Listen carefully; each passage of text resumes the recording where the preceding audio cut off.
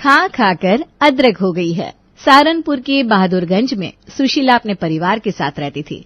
उसके परिवार में उसका पति मुकेश, बेटा गौरव, बहू सोनम, बेटी पल्लवी और 2 पोते सोनू और मोनू सब एक साथ हंसी खुशी रहते थे। एक दिन सुबह उठते ही सुशीला सीधे किचन में जाती है। अरे बहू, क्या बनाया है, जल्दी बता। अरे क्या हुआ माँ जी, आप इतना हाफ क्यों नहीं है? अरे कुछ नहीं, भागते भागते आई हूं ना। क्यों माँ जी, हुआ क्या? अरे चुप कर, सवाल पे सवाल पूछे जा रही है। ये बता बनाया क्या है, मुझे बहुत तेज भूख लगी है। माँ जी अभी तो मैंने आलू का भरता गैस पर चढ़ाया है और वो अभी अच्छे से पका भी नहीं है। अच्छा, कितना टाइम लगेगा? भूख से मेरी जान निकल रही है। माँ जी बस 5 मिनट और लगेगा, लेकिन पता नहीं कैसा बना होगा। क्यों, तूने मसाला नहीं डाला क्या? डाला है माँ जी, लेकिन आपकी तेज आवाज से ना मैं डर गई थी, तो पता नहीं नमक सही डाल पाई या नहीं। अरे तो इसमें इतना क्या सोच रही है? ला मुझे चखा, मैं अभी बता देती हूँ।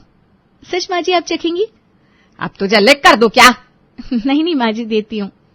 अब सोनम 1 चम्मच में आलू लेकर सुशीला को देती है। इस पर सुशीला की भौंएं तन जाती है। ये क्या, तेरा दिमाग तो ठीक है बहू? क्यों, क्या हुआ माँ जी? अरे इतने से मुझे अंदाजा नहीं लगता। जा कटोरे में आलू निकाल कर दे, ये तो गले तक भी नहीं पहुंचेगा। पर माँ जी आपने तो चखने के लिए कहा था। हाँ तो मेरी अम्मा, चखने के लिए सही से तो दे। जब तक पेट में नहीं पहुंचेगा तब तक कैसे स्वाद बता पाऊंगी? हद है यार, माँ जी को चखने के लिए कटोरे में सब्जी चाहिए। इस हिसाब से खाना खाते वक्त तो पूरा भगोना इनके आगे रखना पड़ेगा। अरे खड़े खड़े मेरा मुंह क्या देख रही है, दे ना सब्जी। सोनम कटोरे में आलू की सब्जी लाकर सुशीला को देती है।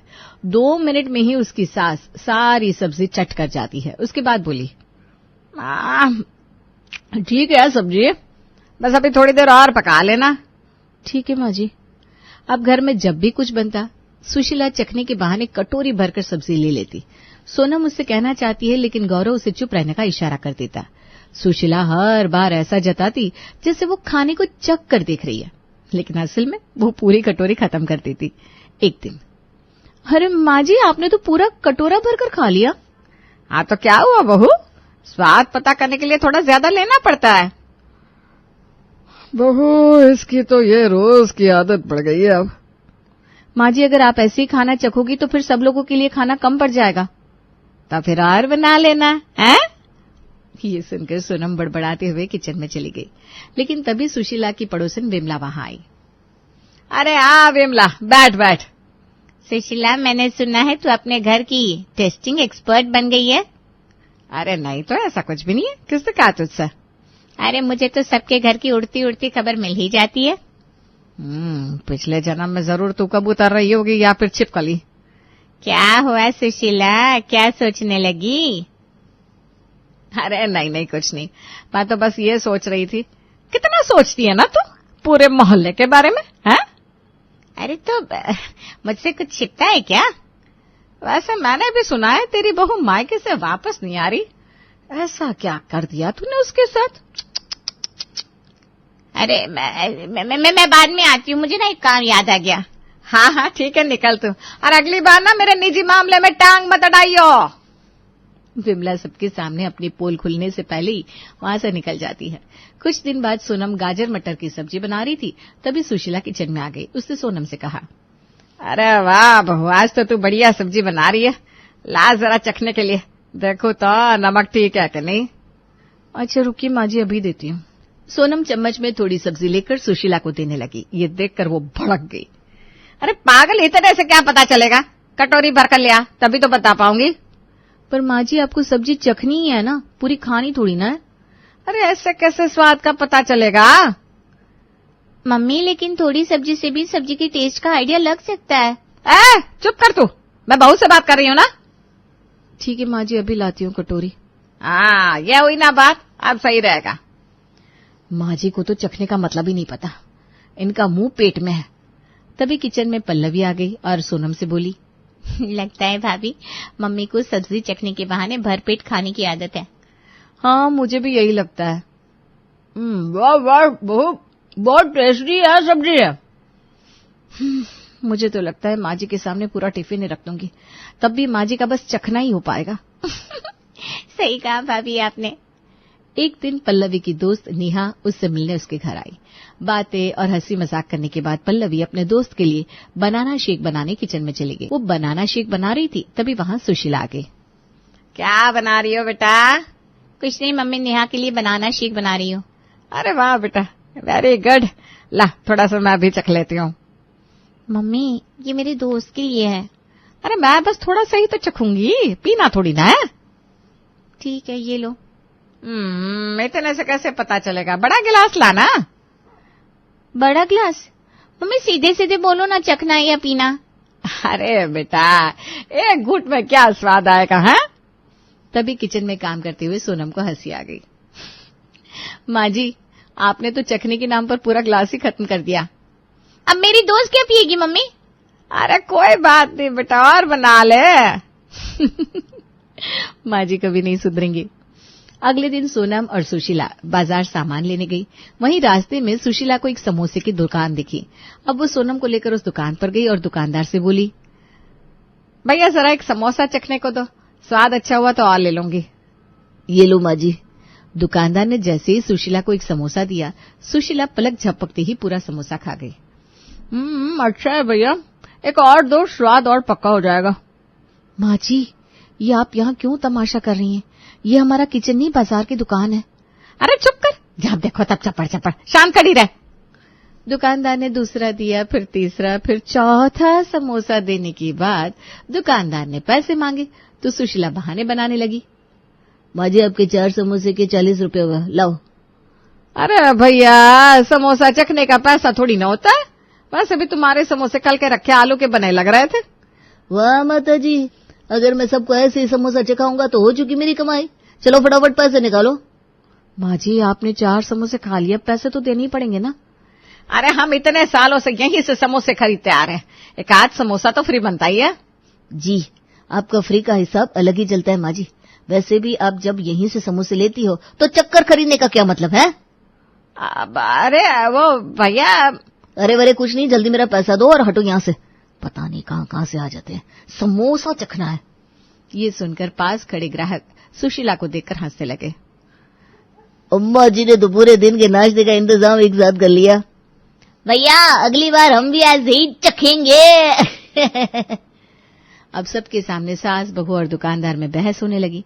सोनम के समझाने पर और लोगों की बातों को सुनकर सुशीला को मजबूरी में पैसे देने पड़े। ये क्या तरीका है माँ जी? चीज खा लो और पैसे भी ना दो। अरे तो चखने के पैसे कौन लेता है?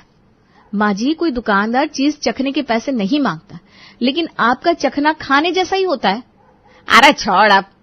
क्या छोड़ू माँ जी? पूरी मार्केट के सामने आपने खुद का और साथ में मेरा भी तमाशा बना दिया। पर सुशीला को इस बात से कोई फर्क नहीं पड़ रहा था। कुछ दिन बाद सोनू और मोनू अपनी पॉकेट मनी से अपने लिए आइसक्रीम लाए और दोनों अपनी दादी को दिखाने गए। देखो दादी, हमने अपनी पॉकेट मनी से आइसक्रीम ली। अरे वाह लल्ला, तुम तो बहुत तेज निकले। बताओ दादी, कैसी लगी आइसक्रीम? लल्ला, जब तक चखने को नहीं मिलेगी तब तक कैसे बता पाऊंगी। ठीक है दादी, ये लो, थोड़ी साइड से काट लो। हाँ, अब सुशीला ने एक बार में ही पूरी आइसक्रीम मुंह में रख ली और खा ली। और उसके बाद वो मोनू की आइसक्रीम भी झटपट खा गई। ये देखकर बेचारे दोनों बच्चे रोने लगे। मम्मी देखो, दादी ने हमारी पूरी आइसक्रीम खा ली। माँ जी, ये क्या किया आपने? अरे बहू, इतनी ठंडी चीज बच्चों के लिए अच्छी नहीं होती, इसीलिए मैंने चख ली। पर दादी, ये हमारी आइसक्रीम थी। ये क्या माँ, अब आप बच्चों की चीज भी नहीं छोड़ती? अरे बेटा, मैं तो बस आइसक्रीम का स्वाद चख रही थी। आपका चखना पूरे खाने से ही होता है मम्मी। हद है माँ जी, अब अगली बार क्या बच्चों की टिफिन भी चखोगी आप? बच्चों को रोता देख मजबूरी में गौरव ने दोनों को नई आइसक्रीम दिलवाई। सुशीला फिर से ललचाई आंखों से आइसक्रीम देख रही थी। तभी पल्लवी बच्चों से बोली, सोनू मोनू, तुम दोनों जल्दी से अपने कमरे में भाग जाओ, वरना दादी ये आइसक्रीम भी चखने लगेंगी। कट्टी बुआ, अब मैं आइसक्रीम किसी को नहीं खाने दूंगा। हाँ बुआ, तुम दादी को देखते रहना, वो जैसे आइसक्रीम ले उनको रोक देना। ठीक है। देखो भाग्यवान, अब तो इन बच्चों को भी तुम्हारी चखने की आदत समझ आ गई है। अब सोनम, गौरव, पल्लवी और मुकेश सब मिलकर सुशीला को खूब समझाते हैं, क्योंकि दिन पर दिन ज्यादा खाने की वजह से उसका मोटापा बढ़ रहा था, जिससे कभी कभी उसकी तबीयत भी खराब होने लगी। मम्मी तुम बहुत ज्यादा खाना खा रही हो, जिससे तुम्हारा वजन बहुत बढ़ गया है। अरे मैं तो दिन में सिर्फ 3 बार खाती हूँ। और जो चखने के नाम पर आप दिन भर कटोरी भर भर के खाती हो, उसका क्या? पूरे दिन में 8 से 9 बार खाना खाती हो। माँ, डॉक्टर ने भी कहा था कि आपको अपना वजन कम करना चाहिए। तो क्या मैं अब स्वाद भी ना देखूं? स्वाद देखने और पेट भरने में फर्क होता है माँ जी। सुशीला, तुम्हारा ऐसे धीरे धीरे चखते ही सारा खाना खत्म हो जाता है। अरे तुम लोग तो ऐसे बात कर रहे हो जैसे मैं सबसे ज्यादा खाती हूँ। और नहीं तो क्या, पूरे घर में इतना कोई नहीं खाता जितना केवल आप खा लेती हो। नहीं, चख लेती हो। माँ, अब से चखने के नाम पर कटोरी भरकर मत लेना। अगर चखना है तो सिर्फ 1 चम्मच खाना। हद है भाई, अब मुझे अपने ही घर में खाना नाप तोल कर मिलेगा। उसकी बात पर सब हंसने लगे, लेकिन सुशीला के चेहरे पर सबकी बातों से अभी भी नाराजगी झलक रही थी। वो मन ही मन सोनम को सुना रही थी। सबकी बात को छोड़ो, बहू तो मेरे खाने को ही देखती रहती है। इसी न घर में सबके कान भरे हैं। एक बार मौका मिले तब बताऊंगी मैं इस नकचड़ी को। अब रात का खाना बन चुका था। सब्जी की खुशबू पूरे घर में फैल चुकी थी। सोनम ने प्लेट लगाई और खुद के लिए अलग से थोड़ी सब्जी बचा ली। खाना परोसने के बाद जब सुशीला आई तो उसकी नजर सीधे कढ़ाई पर गई। अरे बहू, मेरी कटोरी कहाँ है? माँ जी, खाना तो खत्म हो गया। है?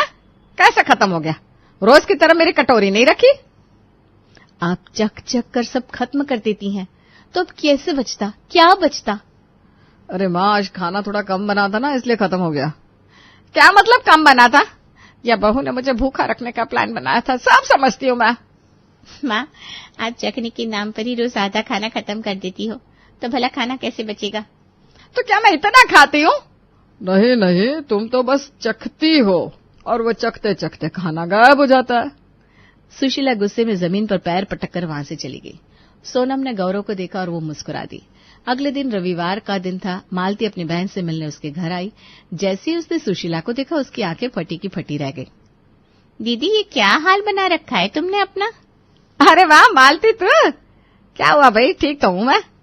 अरे दीदी, तुम तो जवानी में मधुबाला लगती थी, अब खा खा कर अदरक जैसी फैल रही हो। गौरव और पल्लवी ठहाके मारकर हंसने लगे, लेकिन सोनम ने सबके बीच अपनी हंसी दबा ली। अरे मैं इतनी मोटी नहीं हुई हूँ। इतना खाओगी तो और क्या होगा? देखो तुम्हारे गाल कैसे फूल गए हैं। मुझे तो इनमें कुछ खास फर्क नहीं लग रहा।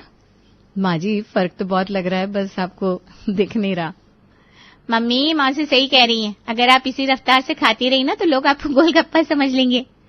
ये सुनकर सुशीला झेंप गई, लेकिन उसकी आंखों में हल्की बेचैनी दिखने लगी। पहली बार उसे महसूस हुआ कि लोग उसके खाने की आदत पर हंस रहे हैं। क्या सच में मैं अदरक जैसे फैल रही हूँ? रात हो चुकी थी, सब सो चुके थे, लेकिन सुशीला के दिमाग में अपनी बहन की बातें घूम रही थी। वो आईने के सामने खड़ी हो गई। उसने खुद को ध्यान से देखा। क्या मैं सच में मोटी हो गई हूँ? लेकिन मुझे ऐसा क्यों नहीं लगता? उसने अपनी साड़ी को ठीक किया, चेहरे को गौर से देखा, और मालती की बात याद आते ही उसने खुद को साइड से देखा और अपने पेट पर हाथ रखा। अरे ये क्या? पहले तो ऐसा नहीं था। ये मेरा पेट कब बढ़ गया? शायद इसी वजह से सब मुझे टोक रहे हैं। तभी अचानक उसके घुटनों में दर्द उठा। वो घुटने पकड़कर सोफे पर बैठ गई। अरे राम राम राम राम, ये कैसा दर्द है? पहले तो कभी नहीं हुआ, ये अचानक कैसे होने लगा? उसकी कराहने की आवाज सोनम ने सुन ली। वो झट से अपने बिस्तर से उठी और दौड़कर सुशीला के लिए पानी लेकर आई। वो अपनी सास को दर्द से कराहते देखकर चौंक गई। अरे माँ जी, इतनी रात में आप यहाँ बरामदे में, क्या हुआ? कुछ नहीं बहू, बस हल्का दर्द हो रहा है। आपको अपना ख्याल रखना चाहिए ना माँ जी, ज्यादा खाना सेहत के लिए अच्छा नहीं होता। हाँ, शायद तुम सही कह रही हो बहू। लाओ माँ जी, मैं आपके पैरों में तेल लगा देती हूँ। ठीक है, लगा दे बहू। सोनम मुस्कुरा दी। पहली बार उसने अपनी सास को खुद के खाने की आदतों पर सोचते हुए देखा। अगली सुबह सुशीला ने पूरे घर के सामने ऐलान किया, अब मैंने सोच लिया है, आज से मैं कम खाना खाऊंगी। अरे वाह, ये हुई ना बात दीदी। ये सुनकर सोनम ने आंखें चौड़ी की, गौरव ने हल्की मुस्कान दी और पल्लवी को तो यकीन ही नहीं हो रहा था। अरे वाह माँ, ये तो चमत्कार हो गया। मम्मी सच में मुझे तो यकीन नहीं हो रहा। अब बिना खाए कैसे रह लोगी? कहीं आज सूरज पश्चिम से तो नहीं निकला? अब तुम सब मिलकर मेरा मजाक मत उड़ाओ। अब देखना मैं खुद को कैसे बदलती हूँ। दोपहर का वक्त हुआ, सबके लिए खाना परोसा गया। सुशीला ने छोटी थाली ली, लेकिन उसकी नजरें सबकी बड़ी थाली पर घूम रही थी। माँ जी क्या हुआ? थाली देखकर मन डोल रहा है? अरे नहीं, बस ऐसे ही देख रही थी। माँ, अब आप ये हलवा छूने के बारे में सोचना भी मत। सुशीला मन मारकर बैठ गई। खाना कम करने की कोशिश में वो चिड़चिड़ी होने लगी। अब तो मैं खाना भी चैन से नहीं खा सकती। माँ, अभी तो शुरुआत हुई है। एक दिन सोनम ने खास तौर पर गाजर का हलवा बनाया। उसकी खुशबू से सुशीला का मन मचल उठा। वाह बहू, क्या खुशबू है। हलवा बनाया क्या? जल्दी मेरी कटोरी भर कर दो। नहीं माँ जी, बस 1 चम्मच। क्या, इतनी छोटी चम्मच? माँ, अब आप खुद ही तो कह रही थी कि कम खाऊंगी, तो अपनी बात तो रखो। माँ जी को समझाने का कोई फायदा नहीं, इनको अब खुद को कंट्रोल करना ही होगा। इतना जुल्म। माँ, अब वजन कम करने का पहला स्टेप यहीं से शुरू होगा। धीरे धीरे सुशीला की आदतें बदलने लगी। अब भी वो कभी कभी खाने की चीजों को देखकर ललचाती थी, लेकिन अब वो खुद को रोक लेती थी और ये देखकर घर में सब ने चैन की सांस